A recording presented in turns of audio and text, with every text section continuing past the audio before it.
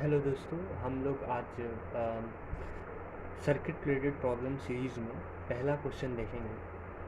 अगर ये सीरीज़ के सारे वीडियोस आप देख लेते हैं तो आपको किसी भी जेई या नीट या जेई मेंस, ठीक है ना, तीनों में किसी भी तरह का सर्किट आ जाए, कैपेसिटर से रिलेटेड, सब कुछ से रिलेटेड आगे आ जाए, आप वो सर्किट को सॉल्व कर पाएंगे। बशर्ते आपको ये प्लेलिस्ट का सारा वीडियोस देखना पड़ेगा। और इसमें जो है जेई एडवांस के क्वेश्चंस को लिया गया है, जेई एडवांस के क्वेश्चन से रिलेटेड जो क्वेश्चन है उसको भी लिया गया है, लेकिन जेई एडवांस का सर्किट रिलेटेड जितना भी पीवाईक्यू है वो सारा कवर अप हो जाएगा इस पूरे सीरीज में। तो उसमें से सबसे पहला क्वेश्चन जो है उसमें बस रेसिस्टेंस लगे हुए हैं। हम धीरे धीरे चलेंगे, पहले रेसिस्टेंस वाले रिलेटेड बहुत सारा क्वेश्चन है वो सबको कवर अप कर लेंगे। फिर उसके बाद जो है हम लोग कैपेसिटर इंट्रोड्यूस करेंगे, इंडक्टर इंट्रोड्यूस करेंगे, सबसे रिलेटेड जो भी जितना भी सर्किट का क्वेश्चन है सब कुछ को क्रैक कर लेंगे, ठीक है ना। और ये नीट के लिए, जेई मेंस के लिए, जेई एडवांस के लिए, इवन अगर आप सर्किट सॉल्व करना सीखना चाहते हैं अच्छे से और सारे कंसेप्ट्स को समझना चाहते हैं तो भी आप इस सीरीज़ को फॉलो कर सकते हैं, ठीक है। तो स्टार्ट करते हैं। देखिए ये क्वेश्चन जो है, ये क्वेश्चन जो है 2012 में ये क्वेश्चन पूछा गया था, ठीक है। तो सबसे पहला इसमें बच्चे गलती क्या करते हैं कि ये मान लेते हैं कि ये पार्ट जो है ये वीट स्टोन ब्रिज है, तो ये सरासर गलत है, मतलब इस तरह से कहना गलत है, क्योंकि अभी हम लोग को पता नहीं है कि एस और टी का पोटेंशियल सेम है कि डिफरेंट। अगर सेम होता तब हम कह सकते हैं। सेम होने का मतलब ये इस तरीके से, जैसे 2 और 4 जो है एक नोड पे जुटा हुआ है, उस तरह ये भी 2 और 4 एक नोड पे जुटना चाहिए, तब हम कह सकते थे कि 1 को हटा दो, चाहे यहाँ पे ये 1 को हटा दो। तो अगर आप ऐसा सोच रहे थे कि अगर ये रेशियो बराबर है, इसको हटा दो, तो ये गलत है। जब तक ये का पोटेंशियल, जैसे यहाँ पे नोड है ये, तब तक हम इसको नहीं हटा सकते हैं। उसी तरह जब तक इसका नहीं बराबर होगा तब तक हम इसको नहीं हटा सकते हैं, ठीक है। और वैसे मैं आपको एक चीज़ और बताना चाहूँगा कि अगर आप ये हटा के सॉल्व करते तो भी आपका आंसर सही आ रहा है इस पार्टिकुलर क्वेश्चन में, बिकॉज ये क्वेश्चन को ऐसे फ्रेम किया गया है कि ये हट ही जाएगा रेजिस्टेंस, ठीक है ना।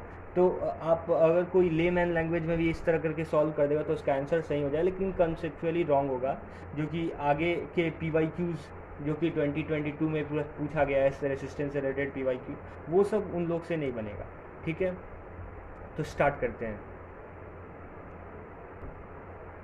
तो देखिए इसमें जो है, अगर आप ध्यान से देखिए तो इसमें मिरर सिमेट्री प्रेजेंट है, ठीक है। तो अगर आप यहाँ पे एक मिरर जैसा एज्यूम करें, यहाँ पे अगर आप मिरर जैसा एज्यूम करें तो आपको ये पता लगेगा कि ये वाला पार्ट और ये वाला पार्ट एक दूसरे के मिरर इमेज है, मतलब मिरर सिमेट्री है इसमें, ठीक है। तो अगर इसमें मिरर सिमेट्री है, अगर कोई किसी को दिक्कत है कि ये 2 ओम और 4 ओम तो मिरर सिमेट्री को स्पॉइल कर रहा है, तो कोई बात नहीं। आप अगर ये 2 ओम और 4 ओम को आपको अच्छा नहीं लग रहा है तो आप एक और काम कर सकते हैं कि ये 4 ओम को कैंसिल कर दीजिए और उसके जगह पे यहाँ पे 2 ओम डाल दीजिए एक, और यहाँ पे 2 ओम डाल दीजिए, ठीक है। और ये 2 ओम को कैंसिल कर दीजिए, यहाँ पे 1 ओम डाल दीजिए और यहाँ पे 1 ओम डाल दीजिए। अब तो कोई दिक्कत नहीं है, अब तो एकदम परफेक्ट है, ठीक है ना। अब तो वैसे आप वैसे भी कर सकते थे, अगर वो मिरर पे ही आ रहा है तो वो उसके, लेकिन अगर आपको एकदम परफेक्टली सिमेट्री चाहिए तो ये देखिए इस तरीके से आप कर दीजिए, ठीक है। क्योंकि ये सीरीज में अल्टीमेटली तो ये 4 हो जाएगा, अल्टीमेटली ये 2 हो जाएगा, ठीक है। तो ये हो गया, इसमें मिरर सिमेट्री है। और मिरर सिमेट्री के क्वेश्चन, अब पहले मैं ये जो है क्वेश्चन को सॉल्व कर रहा हूँ, उसके बाद मैं मिरर साइमेट्री में ऐसा क्यों होता है ये भी प्रूफ करूँगा, ठीक है। तो मिरर सिमेट्री में ये होता है कि जो करंट का डायरेक्शन और करंट का मैग्नीट्यूड इस साइड के हर एक ब्रांच में जो होगा डायरेक्शन, वही करंट और वही डायरेक्शन, वही मैग्नीट्यूड इस साइड के उसके मिरर इमेज में भी होगा। मतलब इसमें अगर I1 करंट जो है फ्लो कर रहा है, अगर यहाँ पे I1 है और ये I2 था, यहाँ पे हम मान लेते हैं यहाँ पे कोई करंट I फ्लो कर रहा है, तो यहाँ पे भी करंट I फ्लो करेगा। ये करंट जो है ये I0 फ्लो कर रहा है, तो ये करंट इसमें भी I0 फ्लो करेगा, ठीक है। अगर इसमें कोई करंट I I3 फ्लो कर रहा है तो इसमें भी कोई करंट I3 फ्लो करेगा, डायरेक्शन भी सेम होगा, ठीक है। तो अब देखिए डायरेक्शन भी सेम होगा, ठीक है ना। तो अगर आप सर्किट जंक्शन लॉ लगाइएगा हर जगह, यहाँ पे कंसेप्ट मैंने बता दिया कि मिरर सिमेट्री में क्या होता है, ठीक है। अब देखिए जंक्शन लॉ लगाइएगा आप यहाँ पे, तो ये I0 प्लस I2 हो जाएगा, और यहाँ पे जंक्शन लॉ लगाइएगा तो ये आएगा I0 plus I2 is equal two plus I2, आने वाला करंट इज इक्वल टू जाने वाला करंट। सो अगर आप देखिएगा तो ये I0 कैंसिल हो जाएगा और I2 इज इक्वल टू 0 होगा। इसका मतलब S और T जो है वो इक्वी पोटेंशियल हो गया।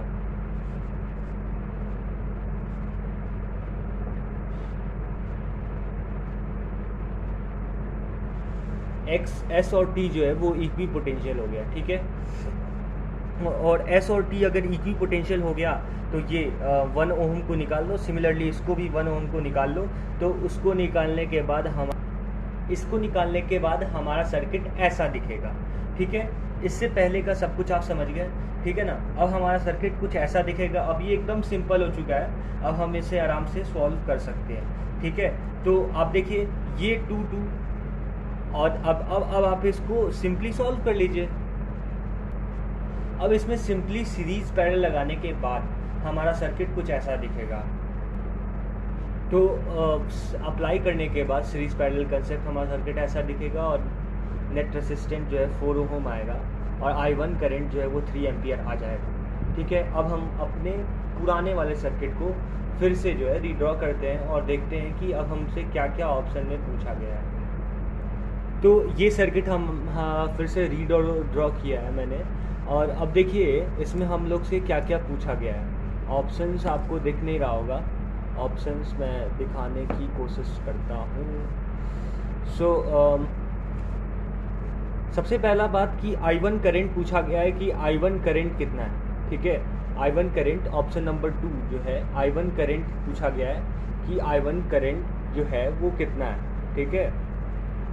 I1 करंट के बारे में पूछा गया है, ठीक है। तो I1 करंट कितना है ये पूछा गया है। तो I1 करंट तो अभी हमने कैलकुलेट किया, तो I1 करंट हमारा कितना आया था। I1 करंट हमारा आया था 12 बाई इक्विवेलेंट रेजिस्टेंस 4 आया था, तो 3 एम्पियर आता। तो I1 current is 3 ampere. So this option is correct, ये ऑप्शन आपका सही है, ठीक है। अच्छा, कहा जा रहा है कि PQ ब्रांच में करंट 0 है, तो हाँ बात सही है। जो 1 ओम हम हटाए हैं उसमें हम देखे थे करंट 0 आया था, वो सिमेट्री को स्पॉइल कर रहा था। वो उसमें अगर करंट आया था तो सिमेट्री स्पॉइल हो जाता, तो ये भी सही है, ठीक है।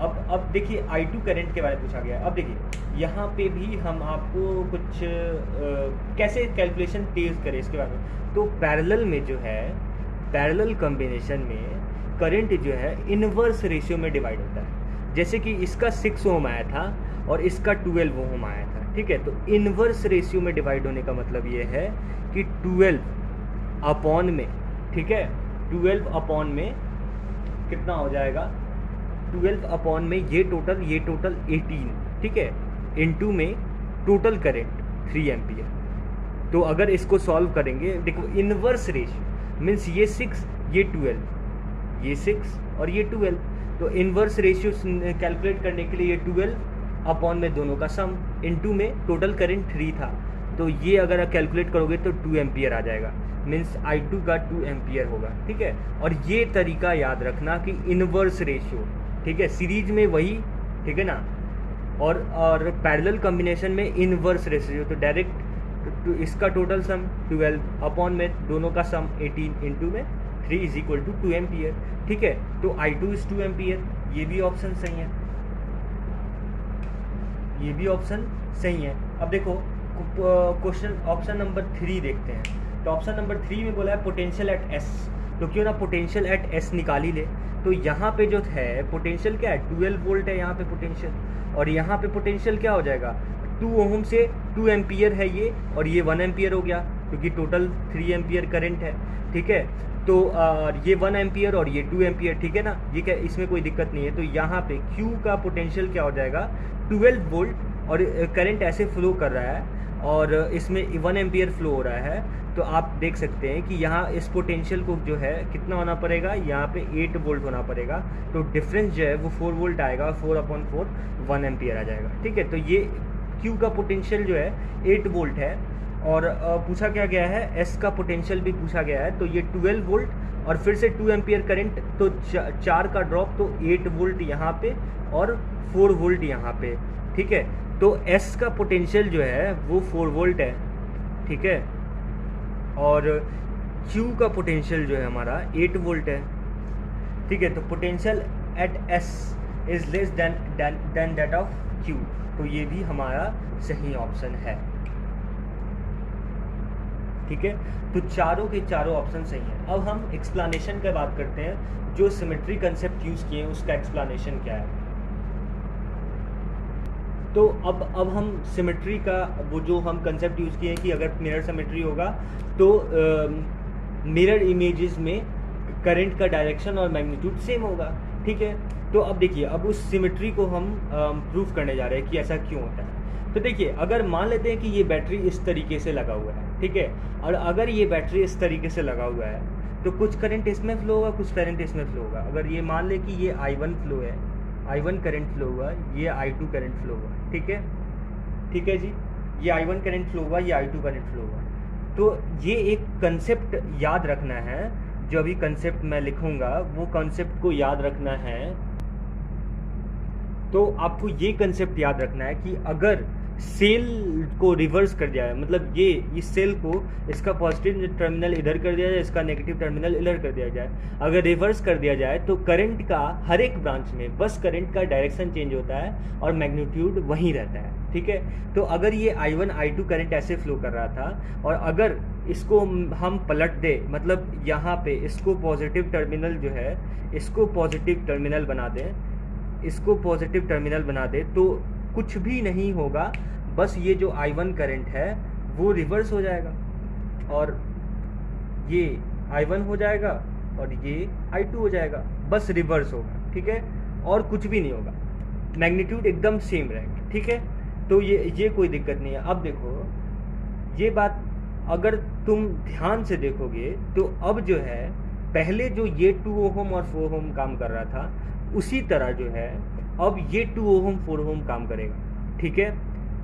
मतलब कि जिस तरीके से इधर था बैटरी, तो इधर I1 करंट इधर से ऐसे फ्लो हुआ था, तो I2 करंट ऐसे फ्लो हुआ था।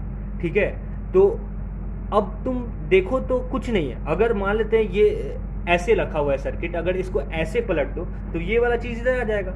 ठीक है, और अगर I1 करंट I2 करंट उस समय फ्लो कर रहा था तो अभी फ्लो करना चाहिए यही करंट, क्योंकि ये बैटरी है और यहाँ से देखो कुछ नहीं, मतलब तुम ऐसा एज्यूम करो कि 2 ओहम वाला थोड़ा सा कम गड्ढा है और ये 4 ओहम वाला थोड़ा सा ज़्यादा गड्ढा है। ठीक है, और इंटेंसिटी दोनों का इस गड्ढे और इस गड्ढे के बराबर है।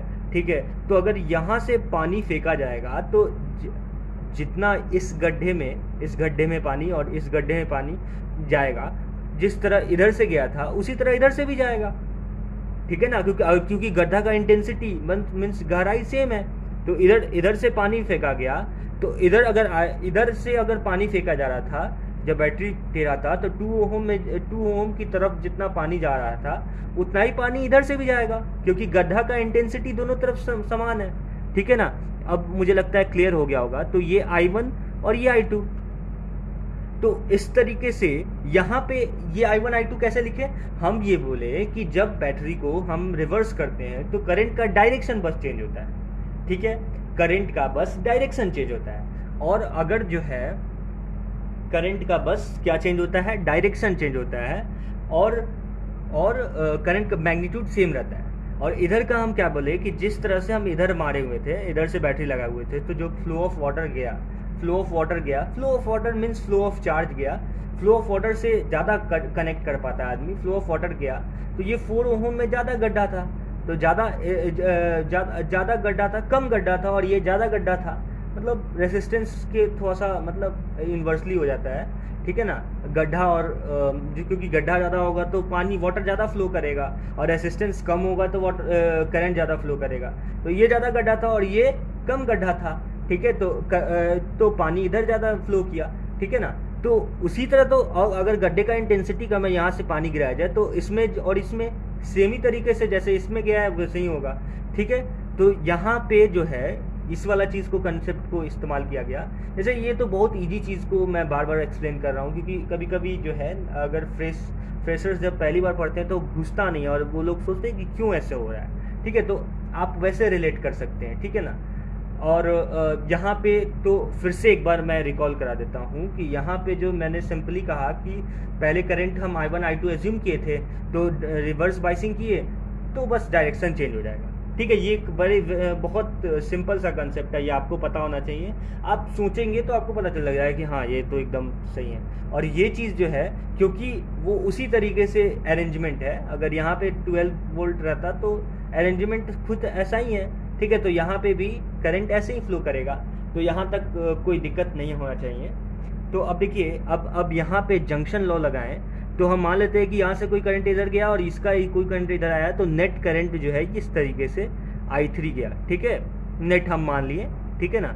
तो ये I3 यहाँ पे जंक्शन लॉ लगाएंगे तो ये इसमें करंट कितना हो जाएगा, I2 माइनस ऑफ I3 हो जाएगा।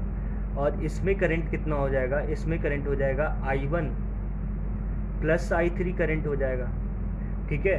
तो इसमें करंट कितना हो जाएगा, I3 हो जाएगा। तो आप देख सकते हैं ये I3 plus I2 minus I3, ये अल्टीमेटली I2 बन जाएगा और सर्किट हमारा चलेगा। तो अगर हमको वो जो चीज़ हम लोग किए हैं उसको समझने के लिए हमको क्या करना होगा, ये प्रूफ करना होगा कि I3 इज इक्वल टू 0 होगा। तो I3 is equal to 0 proof करना है। तो I1 I2 I3 में एक रिलेशन लिख दो इस तरीके से, इसमें जो है लूप लॉ लगा दो। अगर इसमें लूप लॉ लगाओगे तो तुम देख सकते हो कि इस दोनों का डायरेक्शन सेम है, तो ये दोनों साथ आएगा। 4I2 plus I3 is equal to 2I1, ठीक है। ये लूप लॉ था, I3 is equal to simply 2I1 minus of 4I2, ठीक है। I3 ये हो गया, ठीक है। और अब जो है ये पोटेंशियल है, ये कोई दो पोटेंशियल को दो तरीके से लिख लो। ये पोटेंशियल को एक तो यहाँ से यहाँ ये 0 पोटेंशियल है, ठीक है ना। ये 12 वोल्ट, ये 0 वोल्ट, ठीक है। तो ये पोटेंशियल को एक बार ऐसे करके लिख लो, एक बार ऐसे करके लिख लो, और दोनों को इक्वल करना होगा, इक्वल होना होगा, क्योंकि दोनों सेम ही पॉइंट का पोटेंशियल लिख रहे हैं, ठीक है। तो इधर से जाएंगे तो इधर देखो अपोजिट जाएंगे, तो यहाँ पे लिखेंगे 2I1 प्लस I3, ठीक है, प्लस और क्या लिखेंगे 2I1, ठीक है। और ये कितना हो जाएगा, ये means 4I1 plus 2I3, 4I1 plus 2I3। शायद ये नहीं दिख रहा होगा, 1 सेकेंड। तो यहाँ से जो है सर्किट में चलना आना चाहिए। तो देखो यहाँ से जो है करंट का डायरेक्शन ये है, ठीक है ना। बाइसिंग ऐसा है तो करंट का डायरेक्शन ये है। तो अब देखो यहाँ पे जो है अगर वाटर ऐसे फ्लो कर रहा है, इसका मतलब ये लो पॉइंट है, ये हाई पॉइंट है। तो अगर यहाँ से इस पॉइंट से यहाँ पॉइंट जानते हैं तो पोटेंशियल या हाइट बढ़ रहा है, ठीक है ना। वाटर के टर्म से बोले तो हाइट बढ़ रहा है, और पोटेंशियल के टर्म पोटेंशियल बढ़ रहा है। तो +2 इंटू कितना पोटेंशियल, I1 प्लस I3, ठीक है, प्लस और यहाँ पे कितना पोटेंशियल 2I1 पोटेंशियल बढ़ा, ठीक है। तो ये टोटल पोटेंशियल हो गया, ये कितना हो गया 4I1 plus 2I3 is equal to, ये इस पॉइंट का पोटेंशियल हो गया, ठीक है ना, इज इक्वल टू ये 0 होना चाहिए, ठीक है, क्योंकि ये पॉइंट का पोटेंशियल 0 है, और इस पॉइंट का पोटेंशियल 12 है, ठीक है। इस पॉइंट का पोटेंशियल 12 है और इस पॉइंट का पोटेंशियल 0 है। तो ये इस पॉइंट पे पहुंच गए, तो ये पॉइंट का पोटेंशियल 12 हो गया।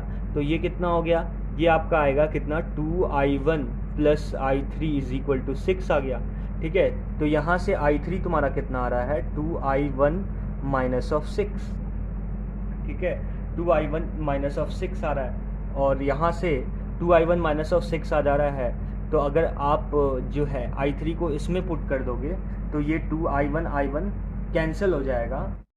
तो अब प्रूफ कर रहे थे और सब कुछ लिख चुके थे हम, ठीक है ना। तो देखिए ये अगर इसमें लूप लॉ लगाएंगे तो ये आएगा, ठीक है, I3 is equal to 2I1 minus 4I2, ठीक है। और उसके बाद जो है अगर हम इस पॉइंट का पोटेंशियल जो है ऐसे लिखे, ठीक है ना, इसका जो पोटेंशियल डिफरेंस होगा वो इस पोटेंशियल डिफरेंस के बराबर होगा। ये पॉइंट डिफरेंस, ये दोनों का डिफरेंस इधर से कैलकुलेट करो या इधर से कैलकुलेट बराबर करो, ठीक है। तो इधर से कैलकुलेट करोगे तो 2 बार में लिख लोगे, 2 + 2 4i1 + 2i3, और इधर से तो ये i3 1 ओम है और ये 4i2 - 4i3, ठीक है ना, 4i2 - 4i3 प्लस 4i2, ठीक है। इसको सॉल्व करोगे और i3 का वैल्यू ये रख दोगे तो तुमको यहाँ से मिल जाएगा 2i1 = 4i2, यहाँ से तुमको मिल जाएगा 2i1 = 4i2।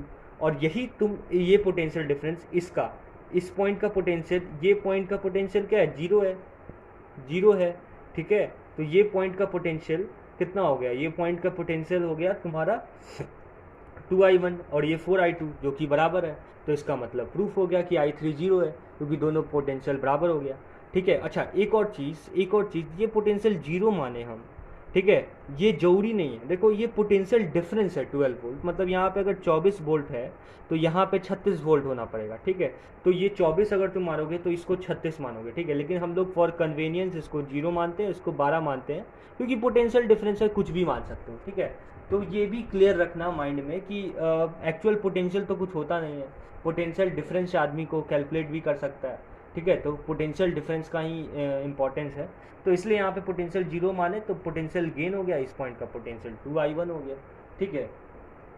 तो ये पूरा एक्सप्लेनेशन हो गया कि सिमेट्री में क्यों ऐसे होता है, ठीक है। तो अब एकदम 100% आपको क्लियर हो गया होगा इस क्वेश्चन के थ्रू, बहुत कुछ आप लोगों को पता चला होगा, बहुत कुछ अगर आप नए हैं तो बहुत कुछ आपको पता चला होगा इसमें, ठीक है। तो इस तरीके से मतलब एक वाटर फ्लो की तरीके से आप समझे तो आपको क्लियर होगा कि अगर ये i1, अगर ये देखिए, ये एक चीज़ हम आपको फिर से बताना चाहेंगे कि अगर जो है यहाँ से बैटरी लगा रहे हैं, यहाँ से बैटरी लगा रहे हैं, तो इधर से वाटर फ्लो हो रहा है, तो वाटर फ्लो हो रहा है तो इसका गड्ढा और ये गड्ढा, ठीक है, ये गड्ढे का इंटेंसिटी कुछ होगा, ये गड्ढे का इंटेंसिटी कुछ होगा, तो वाटर कुछ इसमें फ्लो करेगा, इसमें फ्लो करेगा, ठीक है। अच्छा, यही चीज़ अगर बैटरी को पलट दे तो वो हम क्या बोले, कंसेप्ट क्या है कि यहाँ पे बस एक चीज़ है जो कंसेप्ट है, जो कि आप इजीली अपने माइंड में एक बार सोचिएगा तो हो जाएगा, ठीक है ना, कि अगर बैटरी को पलट दे तो हर एक ब्रांच में करंट सेम होता है, बस डायरेक्शन पलट जाता है, ठीक है। तो अगर हम इसको चेंज कर देंगे तो वाटर फ्लो ऐसा ही होगा, लेकिन वाटर का इसमें जितना वाटर फ्लो हो रहा था उतना ही फ्लो होगा, बस डायरेक्शन ये हो जाएगा, ठीक है, क्योंकि यहाँ पे बहुत ज़्यादा ही खाल है, ठीक है ना, ये हो जाएगा। अब फिर से यहाँ पे देखो, इस केस में इधर वाटर फ्लो होगा, तो भाई अगर इसका इंटेंसिटी, इस गड्ढे का इंटेंसिटी इस दोनों के बराबर है, तो जितना अगर वाटर उतना ही वाटर फ्लो हो रहा है, तो जितना पानी इधर से जा रहा था उतना उधर से जाएगा, तो इसमें भी वही i1 करंट और इसमें i2 करंट, और यहाँ पे तो हम पता कर ही लिए कि इसमें भी i1 i2 हो, बस डायरेक्शन चेंज है, इसका मतलब इसमें और इसमें करंट बराबर है, तो मिरर सिमेट्री हो गया प्रूफ, ठीक है। तो ये मिरर सिमेट्री का कंसेप्ट है, ठीक है। Thank you. और आप इस पूरे प्लेलिस्ट को ज़रूर देखिएगा, पूरे प्लेलिस्ट को देखने के बाद आपको पता चल जाएगा कि आपका सर्किट सॉल्विंग, और आपको लगभग करंट, इलेक्ट्रिसिटी, कैपेसिटर, और फिर से जितना भी आगे एलिमेंट्स, इंडक्टर, फिर से जो भी एलिमेंट इंट्रोड्यूस होगा, अगर आप ये सब फॉलो कर लेंगे तो आपको उससे रिलेटेड जेईई एडवांस का सारा क्वेश्चन हो जाएगा इस प्लेलिस्ट देखने के बाद। ये जेईई एडवांस का क्वेश्चन था, 2012 में पूछा गया है, और इसके बाद भी 2022, 2023 में पूछा गया, वो सब क्वेश्चन हम लोग कवर अप कर देंगे, कैपेसिटर से रिलेटेड, इंडक्टर से रिलेटेड सारे क्वेश्चन, ठीक है। Thank you.